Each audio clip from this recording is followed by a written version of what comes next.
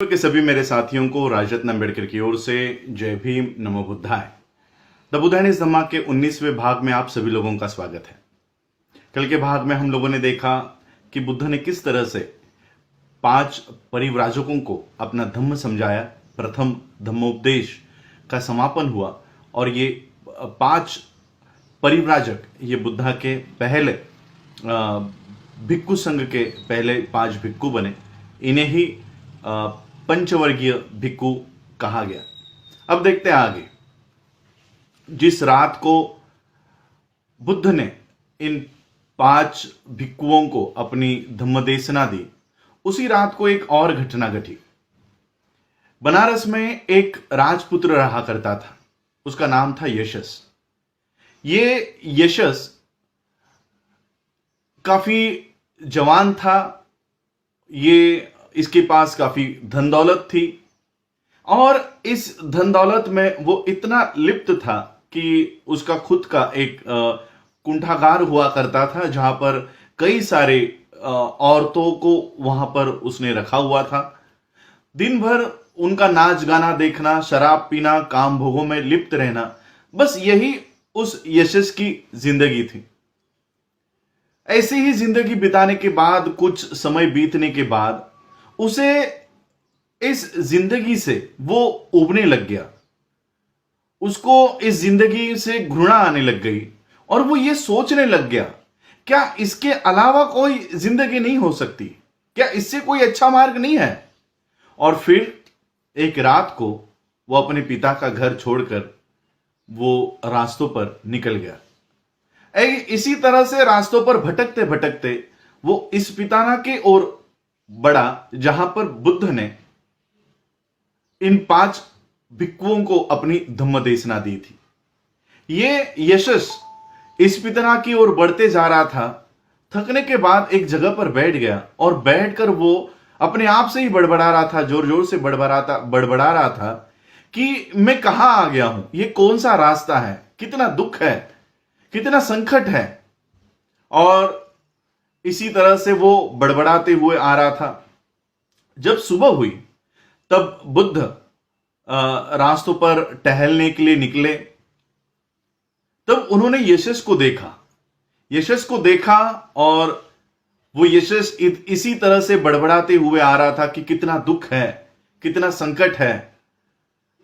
बुद्ध ने इन शब्दों को सुना और बुद्ध ने यशस को कहा कि कोई संकट नहीं है, कोई दुख नहीं है, आओ मैं तुम्हें मार्ग दिखाता हूं।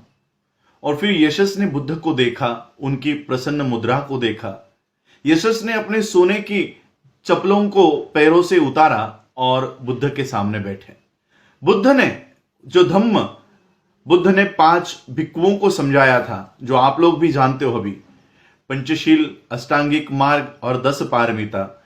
ये धम्म बुद्ध ने यशस को ये धम्म समझाया और यशस को लगा कि ये बहुत अच्छा मार्ग है। और यशस ने कहा कि क्या वो यशस को उनका शिष्य बना सकते हैं?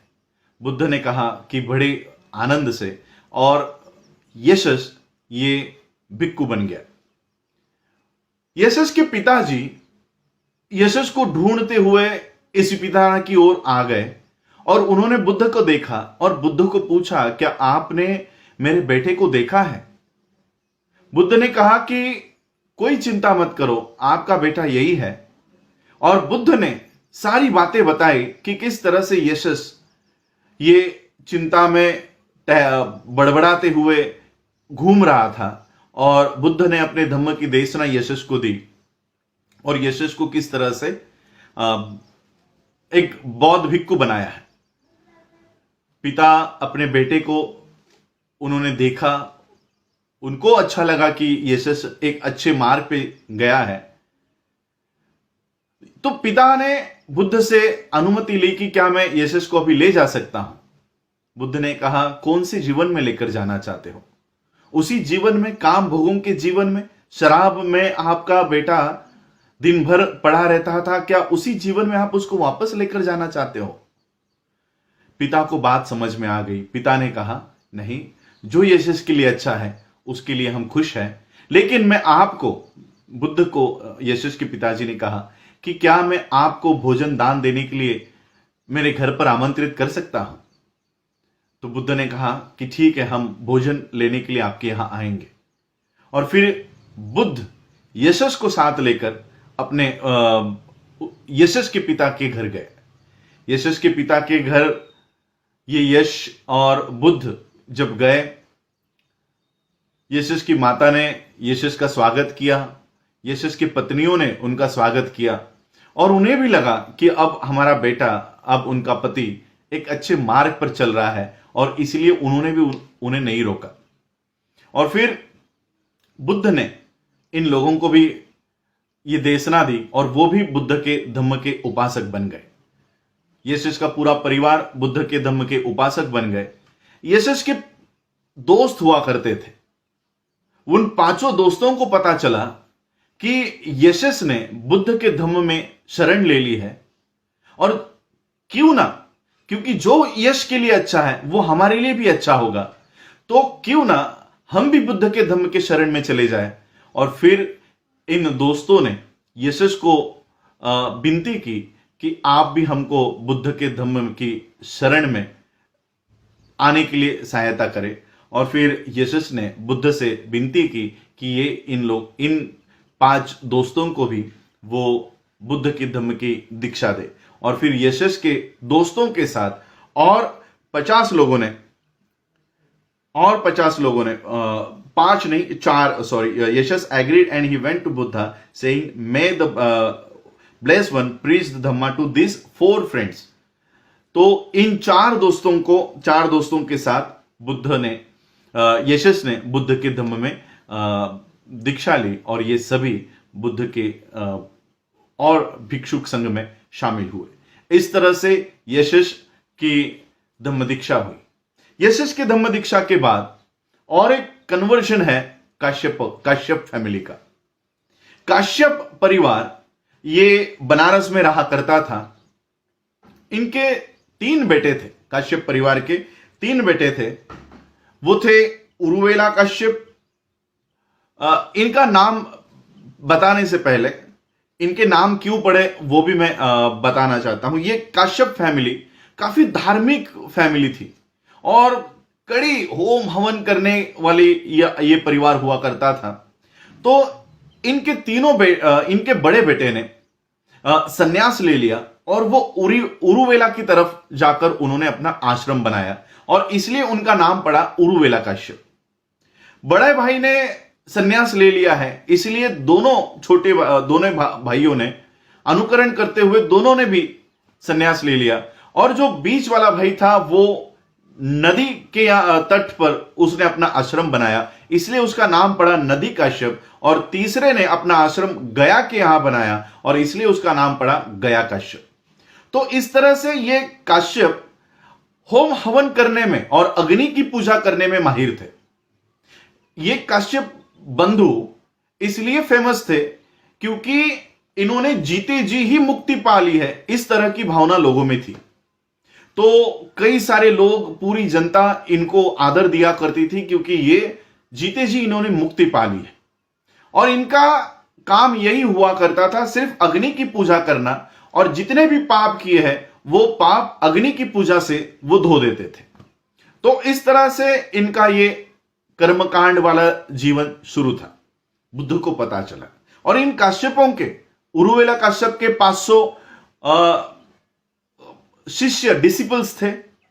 नदी काश्यप के और गया काश्यप के भी 500 डिसिपल्स थे, शिष्य थे।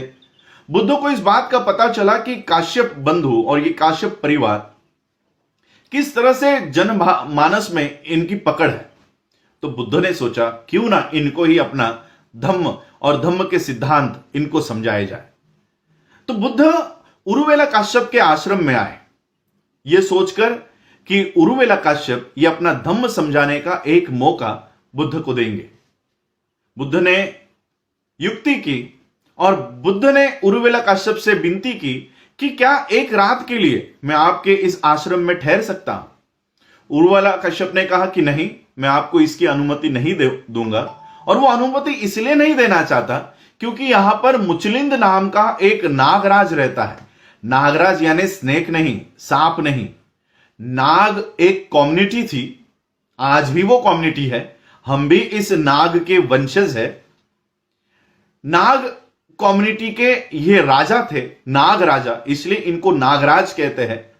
आप लोगों ने मुझे एक पोस्ट मैंने हमारे ही कार्यकर्ता की देखी थी कि बुद्ध का एक फोटो उन्होंने स्टैच्यू का फोटो उन्होंने डाला था और ऊपर 5 फने का एक नाग उनकी रक्षा कर रहा था। ये नाग या स्नेक या सांप उनकी रक्षा नहीं कर रहा है, ये नाग कम्युनिटी बुद्ध की रक्षा किया करती थी। बुद्ध, आप लोगों को पता है, जिस दिन बुद्ध ने तपस्या का त्याग किया था और बुद्ध ये पीपल के पेड़ के नीचे जाकर जब अपने एकाग्र चित्त के लिए जब वो मेडिटेशन कर रहे थे, तब नाग के राजा और रानी को यह पता चला था कि बुद्ध यहां पर, सिद्धार्थ यहां पर मेडिटेशन के लिए बैठे हैं और वो एक नया मार्ग ढूंढने वाला है। उस समय इन नाग राजा और रानी ने बुद्ध की रक्षा की थी। ये उसी का प्रमाण है, ये उसी का चित्र है। जब बुद्ध के सर के ऊपर हम इस तरह का नाग देखते हैं, ये नाग मतलब है, ये नाग कम्युनिटी ये बुद्ध की रक्षा किया करती थी। कोई भी किसी भी तरह के अगर कोई बुरी चीज या हमला होने वाला होता तो बुद्ध के रक्षा का, या बुद्ध जब भी मेडिटेशन में हुआ करते तब इनको रक्षा प्रदान करने का काम ये नाग लोग किया करते थे, नाग कम्युनिटी किया करते थे। तो इस उरुवेला ने कहा कि यहां पर एक नाग राजा रहता है मुचलिंद नाम का। वो अग्नि की पूजा करने वालों को तकलीफ देता है, उनके होम हवन उखाड़ के फेंक देता है, और मैं कई सालों से यहां पर उसका अन्याय सहते आ रहा हूं। ये उसी की जमीन है, ये उसी का शासन है, और इसलिए मैं आपको इसकी अनुमति नहीं देना चाहता। बुद्ध ने फिर कहा कि आप मुझे आपके आश्रम में रहने की अनुमति दीजिए। फिर से उसने डिनाई किया कि नहीं, इनकार किया कि नहीं, मैं आपको यहां नहीं रहने दे सकता। तीसरी बार विनती की तो उर्वेला काश्यप ने कहा कि देखिए, मैं आपसे विवाद में नहीं पड़ना चाहता, आपको जो आपके मन को अच्छा लगता है, मैं सिर्फ इसलिए आपको मनाही कर रहा था क्योंकि मैं नहीं चाहता क्योंकि मेरे अतिथि को कोई चोट पहुंचे, मुझे समझकर कहीं आपको वो हमला ना कर दे, इसलिए मैं नहीं चाहता कि वो मुचलिंद नाम का नाग राजा आपको आकर कोई तकलीफ दे। बुद्ध को पता चला, बुद्ध को यह पता था कि ये नाग कम्युनिटी, ये नाग लोग उनके दोस्त है, और इसलिए मुचलिंद, ये जो नाग का राजा है, ये बुद्ध को कोई हानि नहीं पहुंचाएगा, ये बुद्ध को मन में पता था। उरुवेला काश्यप ने बुद्ध से कहा कि ठीक है, आपको जो अच्छा लगता है आप कीजिए। और फिर बुद्ध उस रात को इस उरुवेला काश्यप के आश्रम में रहे और ध्यान मुद्रा में अपने आसन पर बैठ गए। ये मुचलिंद अपने समय, निर्धारित समय पर उस आश्रम में पहुंचा, और उरुवेला काश्यप को देखने के बजाय उन्होंने बुद्ध को देखा और उनके प्रसन्नता मुद्रा को देखा। और मुचलिंद ने बुद्ध को इस तरह बैठे हुए देखने के बाद मुचलिंद दोनों हाथ जोड़ के अपना सिर झुकाकर बुद्ध के शरण में चला गया, और रात भर उन्होंने बुद्ध की यह धम्मदेशना सुनी और वो अपने मार्ग पर चला गया। वहां उरुवेला काश्यप जब अपने आश्रम में रह रहा था, वो रात भर सो नहीं पाया। उसको यही लग रहा था कि कहीं बुद्ध के साथ कुछ घटित ना हुआ हो, कहीं मुचलिंद ने बुद्ध को मार नहीं डाला। सुबह जल्दी ही उठकर वो अपने सभी शिष्यों को लेकर अपने आश्रम में पहुंचा जहां बुद्ध रुके हुए थे। बुद्ध रुके हुए थे और मुचलिंद, मैंने कहा कि मुचलिंद अपने मार्ग पर चले गए थे, मुचलिंद कहीं गए नहीं थे, मुचलिंद वहीं पर थे। जब ये उरुवेला काश्यप वहां पर आए, उन्होंने देखा कि मुचलिंद जो अग्निहोत्री यानी अग्नि की पूजा करने वालों को तकलीफ दिया करता था, मारा करता था, वो बुद्ध के शरण में बैठा हुआ है, हाथ जोड़कर सिर झुकाकर वो बैठा हुआ है। ये उरुवेला काश्यप को लगा कि बुद्ध ये सही में कोई चमत्कारिक पुरुष है, इन्होंने कोई चमत्कार किया है। और इस तरह से इस उरुवेला काश्यप ने बुद्ध को फिर आगे चल के कहा कि आप मेरे आश्रम में ही रहो। उरुवेला काश्यप यह सोच रहा था कि शायद बुद्ध कोई जादूगर है, कोई चमत्कारिक है, तो क्यों ना बुद्ध को यहां पर रखा जाए ताकि मुचलिंद का जो हमला है वो उससे हम बच सके। तो बुद्ध वहां पर ठहरे और मुचलिंद से इस उरुवेला काश्यप को कोई फिर धोखा नहीं हुआ। उरुवेला काश्यप यही सोचकर बुद्ध को अपने आश्रम में ठहरा रहे थे कि मुचलिन से सुरक्षा प्राप्त हो।